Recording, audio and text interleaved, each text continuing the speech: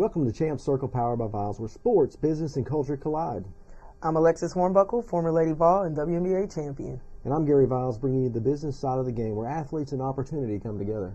We're sitting down with some of the biggest names in sports and business to talk about the grind, the game, and what it takes to win on and off the court. Whether it's in the locker room, on the lot, or in the boardroom, this is where champions are made. So buckle up, because this is where champions talk.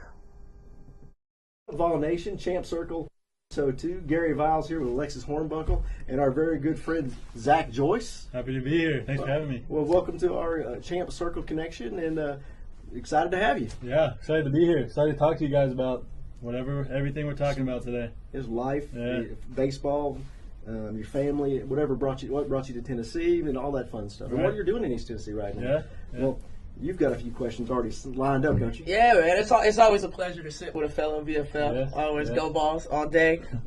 So being just VFL baseball and what that means to Tennessee, I would give my all for Tennessee. You know how that goes. Right. What does that mean to you? Well, it's crazy because I've been here my whole life, born and raised, born at UT Medical Center. So, growing up, actually, Tennessee baseball wasn't what it is today, not even close. We'd go to games in 2007, 2008, and there'd be $2 to go to an SEC game. There's like 50 people there.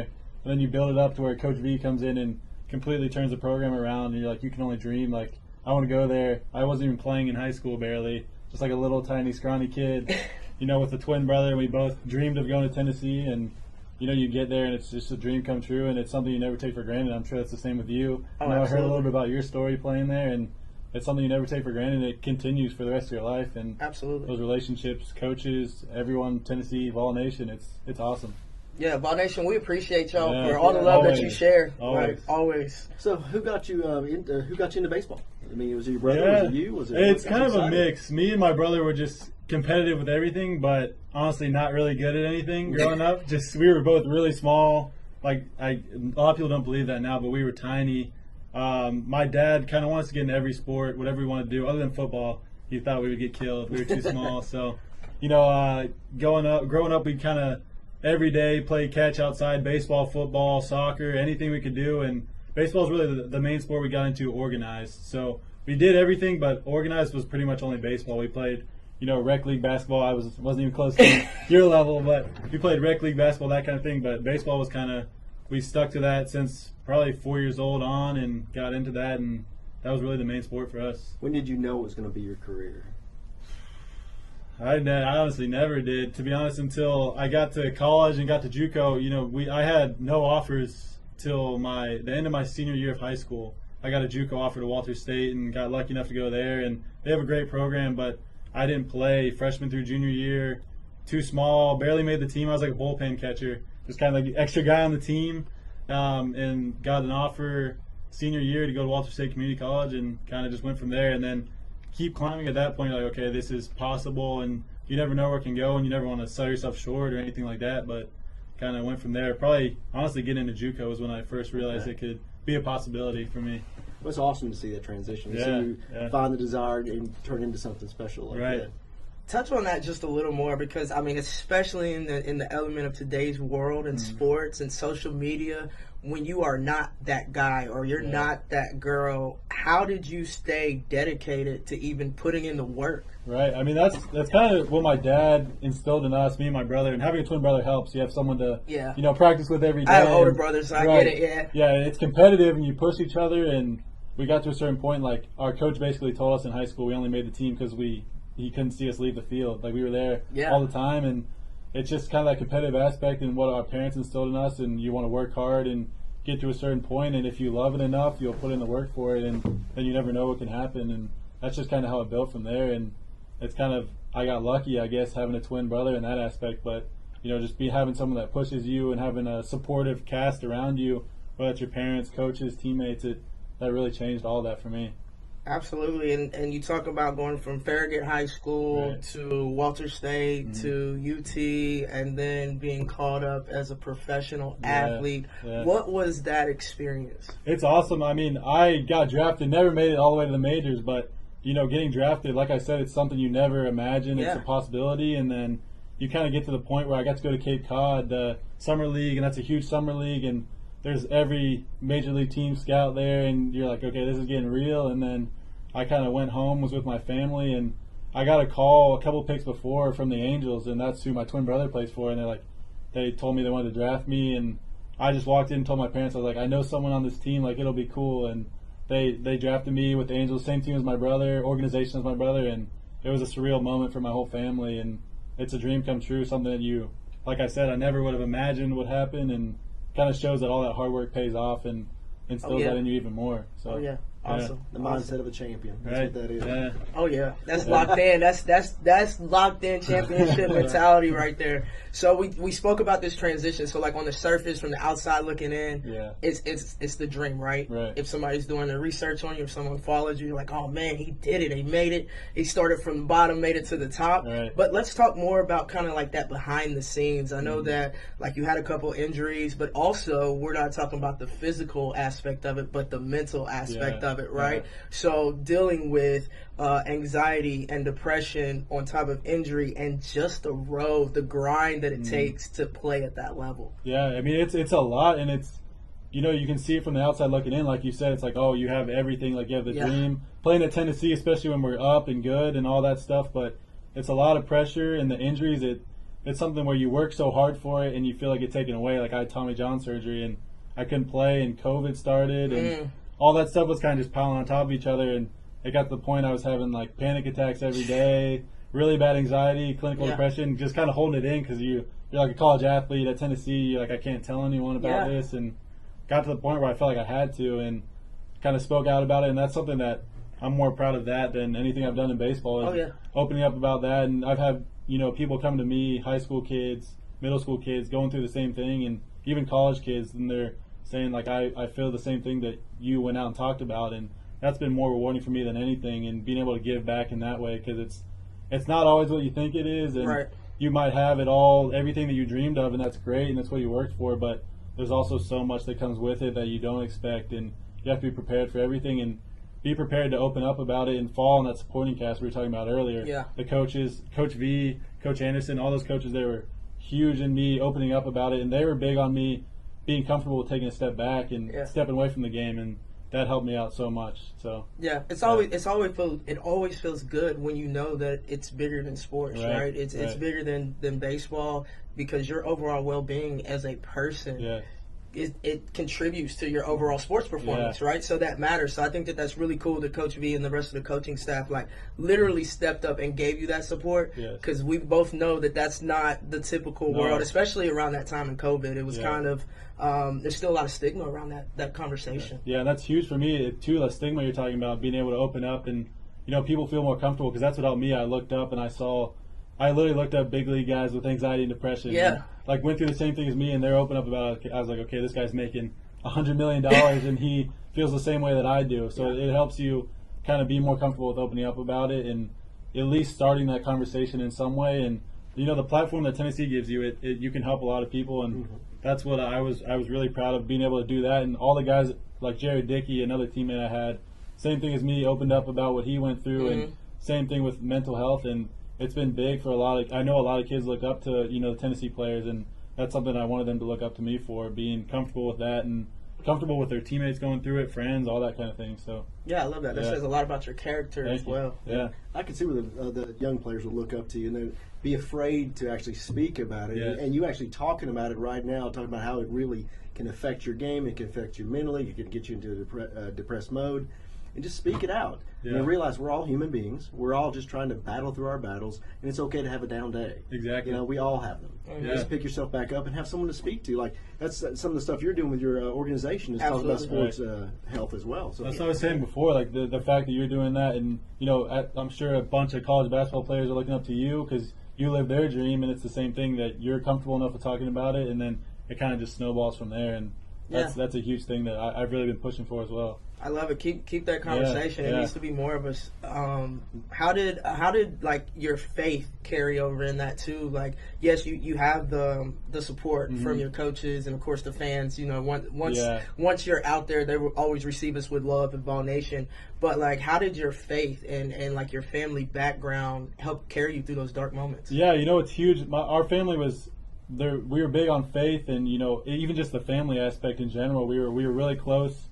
I was comfortable enough falling back on them, falling back on my brother, all that, and then falling back on my faith in God. And that's something that helped me a lot, going through that process. It's like there's a light at the end of every tunnel. Oh, yeah. You might not feel like it, but there is. And, the darkest times come before the brightest days and that kind of thing. And it's just falling back on stuff like that. And like I said, seeing other people open up about that too, it helps a lot. And like, okay, they feel the same way as me. Like they got through this.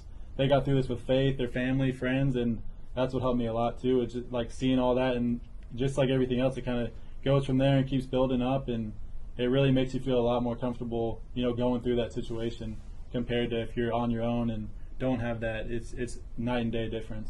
I'm gonna put you on the spot. Did you have a favorite scripture or prayer, affirmation, mantra? Yeah, I had Romans 8 verses 18. I don't know it word for word, but it's basically the same thing. It's like the darkest times come before the brightest days. There's a light at the end of every tunnel, that kind of scripture. And that's something I even tweeted out, going through whenever I was coming back, and I told people that's something that helped me, and the amount of, outreach I got from that was huge. And it just shows how scripture and faith and stuff like that can help everyone. So that's something that really helped me, just the motivational things like that, where you're using your faith to motivate you, using that to keep building you up through those times. It really helped me a lot. Absolutely. I'm big on that too, man. Attitude of gratitude always. Right.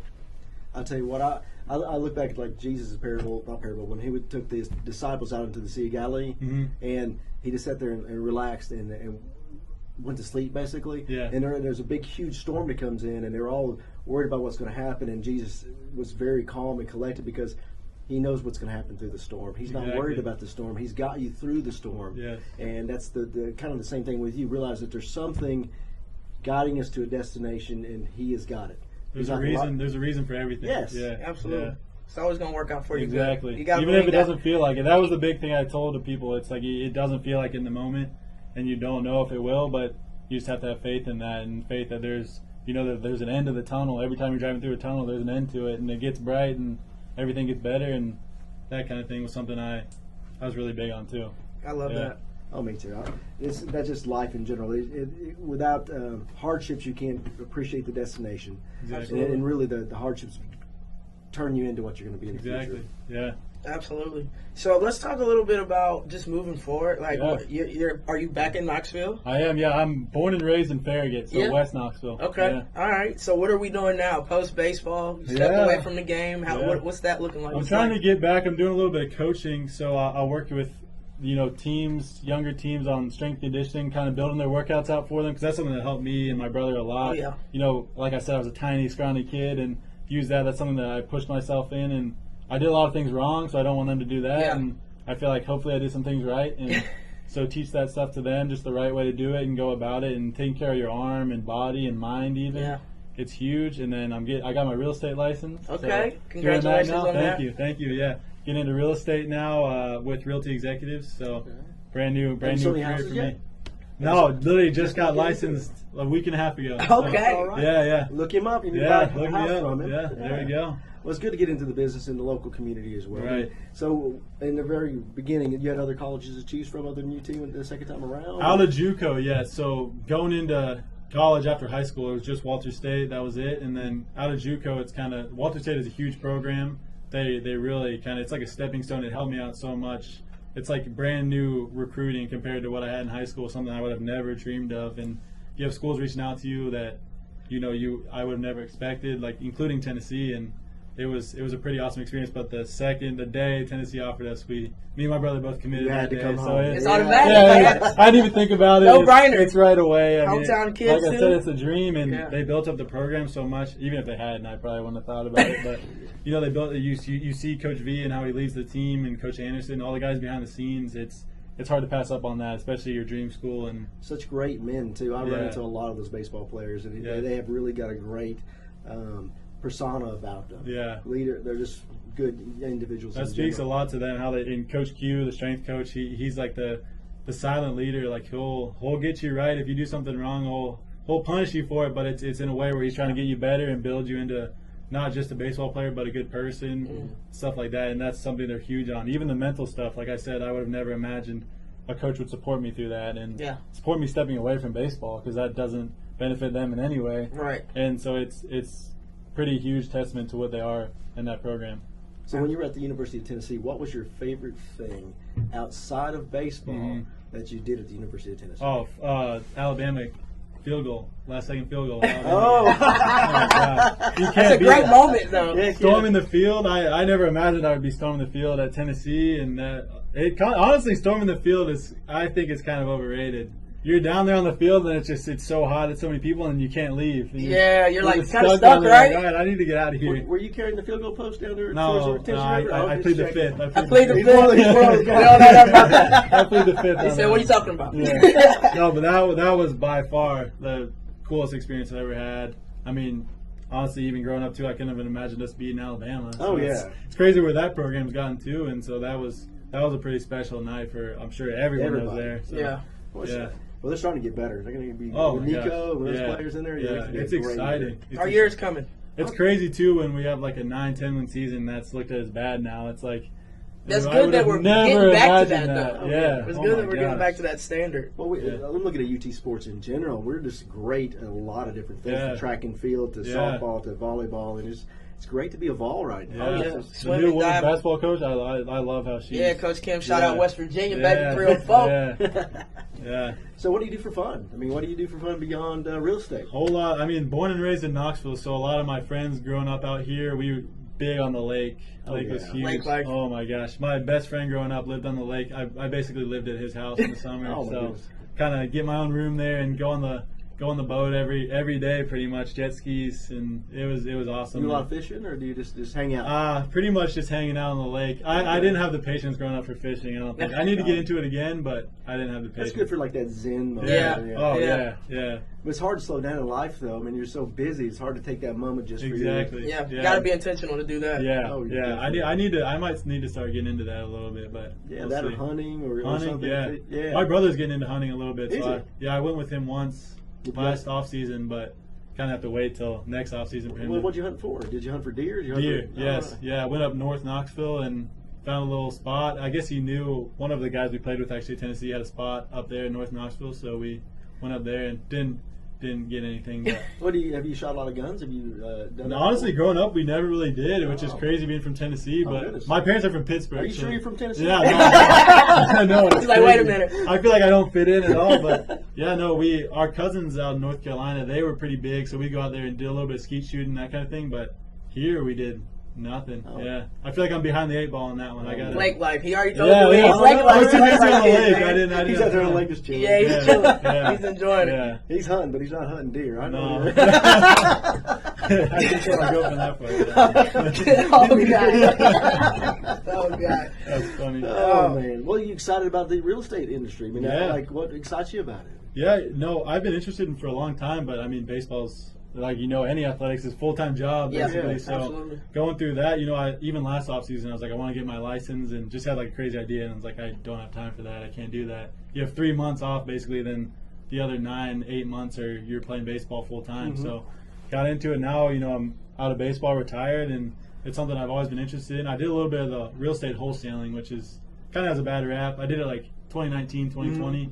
Did a little bit of that and got into it now, and with all this time and connections, and I just want to build something outside of baseball. So see how that goes. Well, it's definitely an opportunity in this market. I mean, the market's not as good as it has been. No, yeah. But to get your name out there and get yourself going, it's a lot of money to be made in real estate. Yeah, a lot of people you can help. You help a lot of people. I mean, it's the big thing. All the brokerages said every time I met with them, it's the most amount of money someone will spend or receive in their life. It's a huge decision. People raise their families there, and that's rewarding in that way too. You're helping someone, hopefully get a home for their family for some people the rest of their lives, and it's pretty rewarding. Kind of like the car business, you build lifelong relationships because they're big purchases, and it's good to deal with someone you can trust. And I feel like just being a UT Vol and the things you've been through, and you can help a lot of good people out, and you can build that good relationship because they know they can trust who they're dealing with. So that's going to be great for you. I'm excited. I'm excited too. Hopefully get some things going and see what we can build from there. But it's exciting to kind of build something outside of athletics and,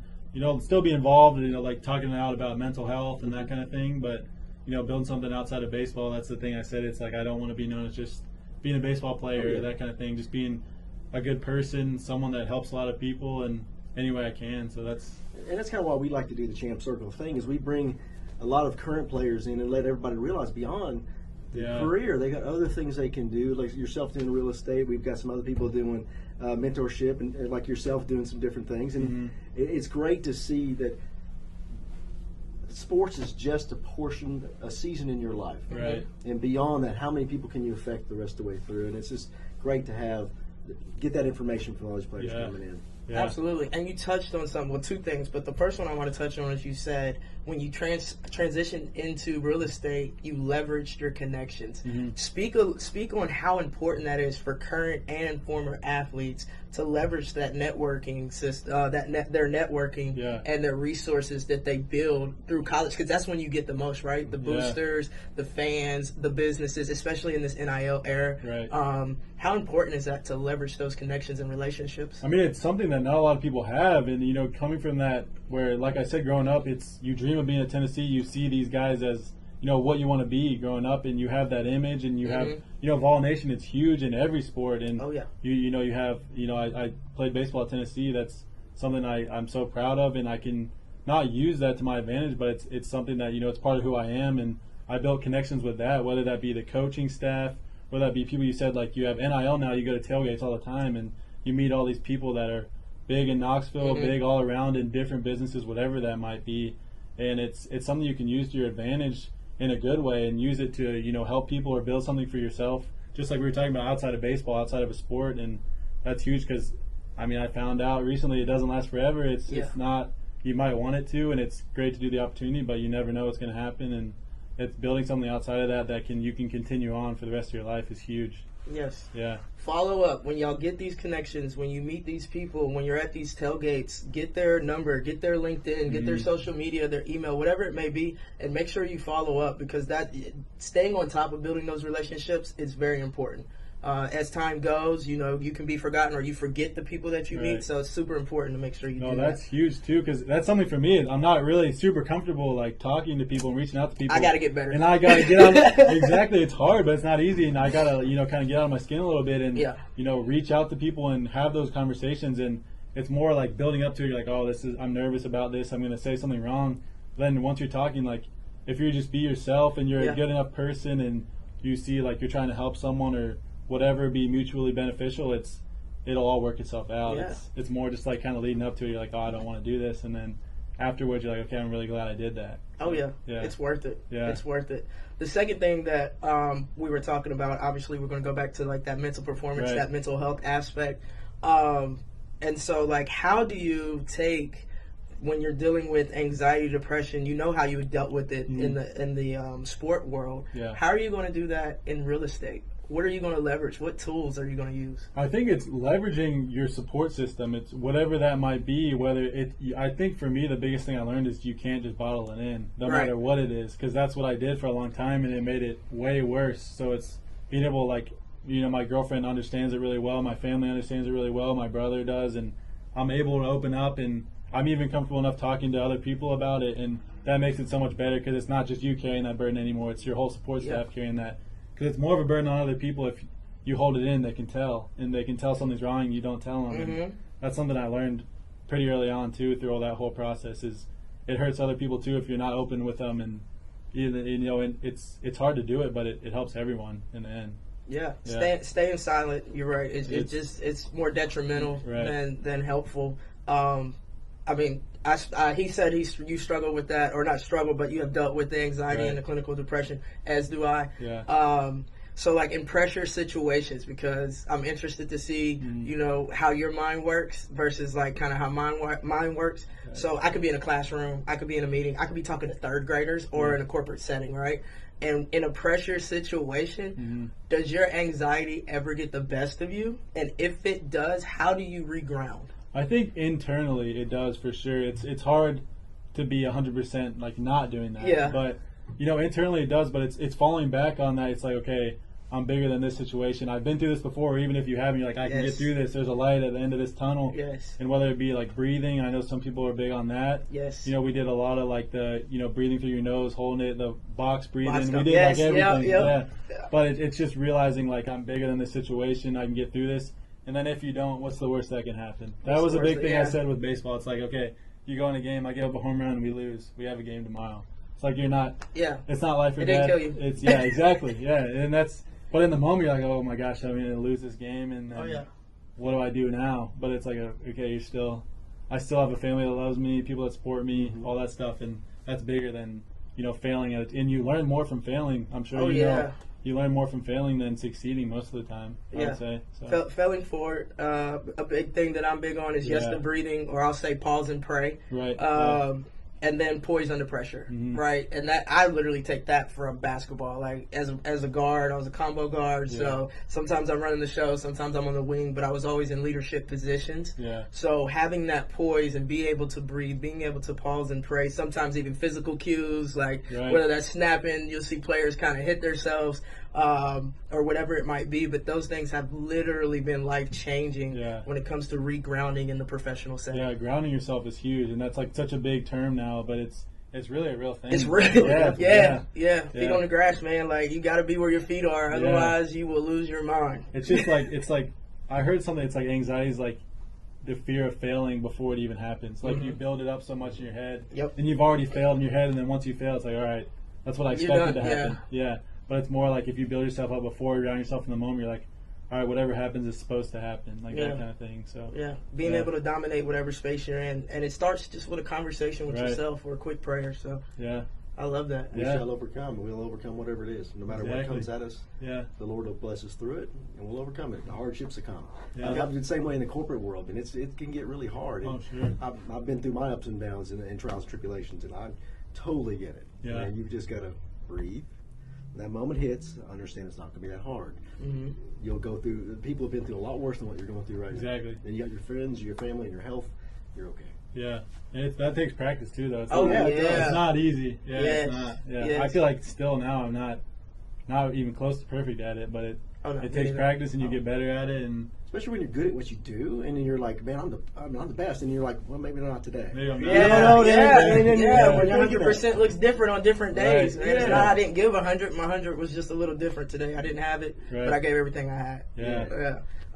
And Coach Summit, one of my favorite quotes: left foot, right foot, breathe, repeat. Yeah. How simple is that? One step at a time. Or in a biblical sense, your steps are ordered. So what are we worried about? Right. So. Right. Yeah. There's a plan for everything. He has a plan for everything. Yeah. I love that. Yeah.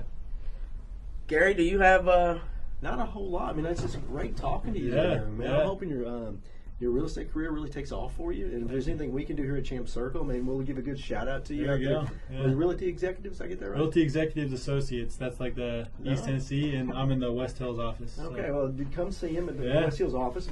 Send some referrals out there too. There you go. Do you have like a card or a phone number, anything we need to throw on the podcast? Yeah, I can throw you my phone number. We'll throw it on the thing for you. There we go. Yeah, we'll get you situated. Before we head out, just what advice would you give to young athletes, young entrepreneurs, recently retired athletes who are making that transition? I think a big thing, we talked about it so much, is just finding that support staff, whoever it is, and whatever you're going through, like even being an entrepreneur, like you said, that's something I've tried to do a bunch of different things, and I've tried to get into wholesaling, like start a business that way and do things like that, and it's not easy, and it's hard to do it on your own. Everything's harder on your own, and you have all these people that support you. Even if you don't realize it or don't want to, it makes it so much easier, and it makes you so much more comfortable with whatever you're going through. And that big thing we talked about too, there's a light at the end of every tunnel. My dad's biggest thing, he's big on this kind of stuff, like the mentality and that kind of thing, and he's like, how you want life to go, it's like a straight line, and then you get to your goal. But then it's like how it actually goes, and it's just ups and downs, all this stuff. And so he helped us a lot with that, and that's just how it is. It might feel you're at the bottom at a certain point, but you always get back up to where you want to be, and that's a big thing. My aunt, who helped raise me, her biggest thing was life is a journey, not a destination. Exactly. And enjoy the journey while you're there, and realize it's going to be okay. Exactly. Yeah. Man, this was powerful. Like, thank you so much for your transparency, your wisdom, your openness, and your willingness to just pour into our audience, but even to us. Like, this conversation was big, and to anyone that's listening, make sure that you like this, you follow us, and you share this. If you want to go ahead and drop your social media handles or how people can find you. Yeah, I'm on Instagram. I think it's just @_ZJoyce_, and that has all my real estate stuff too, like we were saying, but also, like I said, I have people reach out about mental health, whatever, and as long as I see it and get to it, I'll answer and give you advice, whatever I can. So That's something I really enjoy doing and would like to continue doing. Well, we'll make sure we put it on our comments and stuff on our podcast when we launch it out there for you to get you a little bit of advertising going. And we really appreciate you, Zach. Yeah, no, it's thank you. Great conversations. Yeah, I appreciate you guys doing this. And like you said, the conversation you're continuing is huge. And thank you. What you guys are doing to build for athletes and stuff it's really big. Yeah. Well, we appreciate you. And you know what? This is the end of our second episode. There we go. Champ Circle. Our friend Zach and Miss Hornbuckle over there doing their thing. And I always like to say, go Vols. Go Vols.